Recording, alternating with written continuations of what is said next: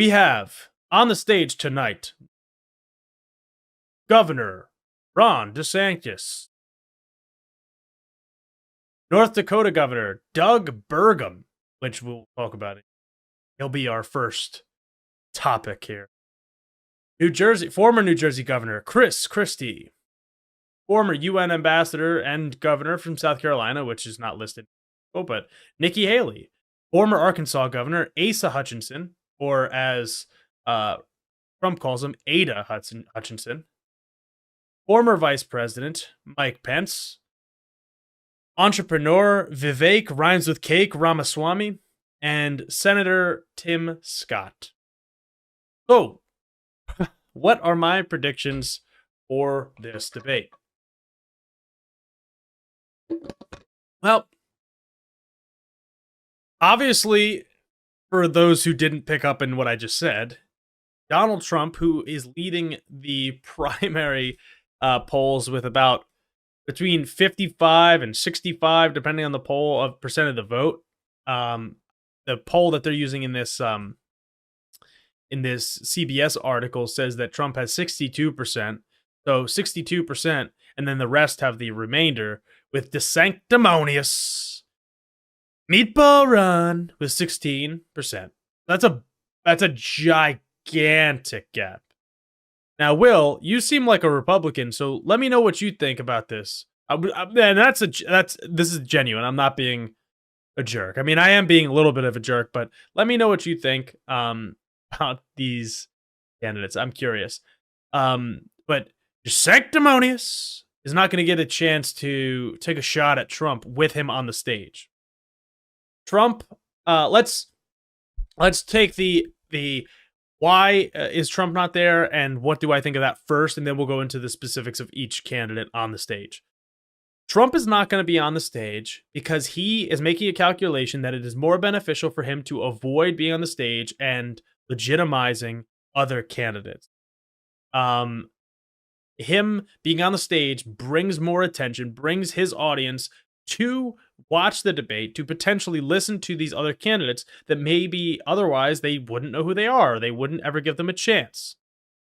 And hopefully there are no Eminem covers. That's probably unlikely, although they might ask Vivek to rap. I mean, maybe. And Will says that he likes Vivek. We will talk about him. And Trump making this calculation. Now, here's what might be a shocker. I actually listened to an interview this morning about it, and it was like a political analyst talking about this, a political strategist, but it was a Democratic political strategist. So I think they're wrong. She was saying that the approach of avoiding the debate provides the platform to the sanctimonious or Vivek or Chris Christie to basically just run roughshod on Trump. However, while that might be the case, I don't personally think that these people going after Trump is going to win the people that support Trump over. So if you have 62%, you have to chip off at least 13%, at least, of Trump support, and then all of the rest consolidate around one candidate to beat him.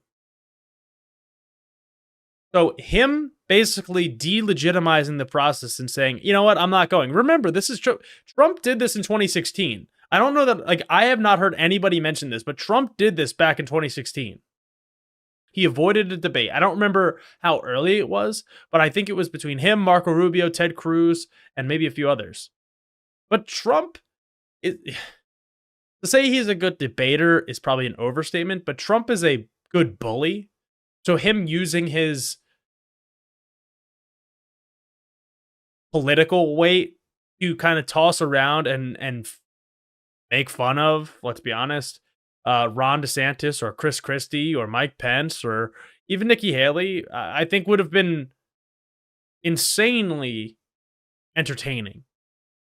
But he doesn't gain much out of it. I think the people that have already left Trump won't come back to him in the primary. I think maybe Vivek Ramaswamy's support might be able to be won back to Trump if he were to, drop out and endorse him. That would be like, and this is obviously I'm saying within the primary. They'll all vote for Trump in the general election. Um, and Will, I actually agree with you. I'll talk about that in a sec. I think that Trump is making the smart political decision not to engage with the debate. Now, would I prefer him to debate? Absolutely. I would love to see him drag Ron DeSantis and end his political career, because I think he actually would.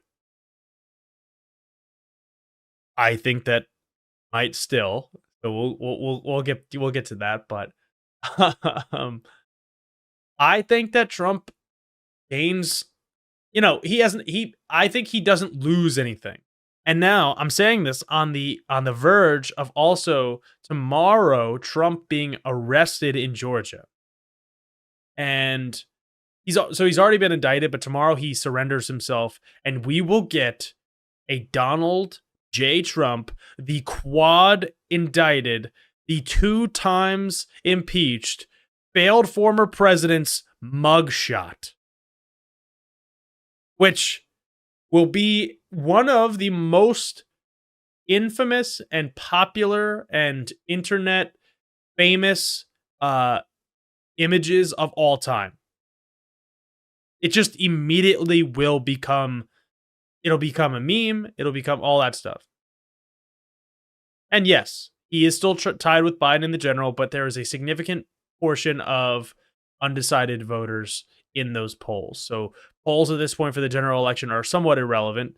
Although no matter what, if it's Trump and Biden, or if it's Trump and Biden, or if it's DeSantis and Biden, or Harris and Trump, or whoever, 2024 is going to be an extremely close election, no matter what. So the polls are going to be the polls. It doesn't matter what national polls say. It depends on what it polls in state of Georgia, state of Pennsylvania, or the Commonwealth of Pennsylvania, the state of Wisconsin, Arizona, Michigan. Those are the states that are going to boil down to decide the election in 2024. And in 2020, they were decided by just a couple thousand votes.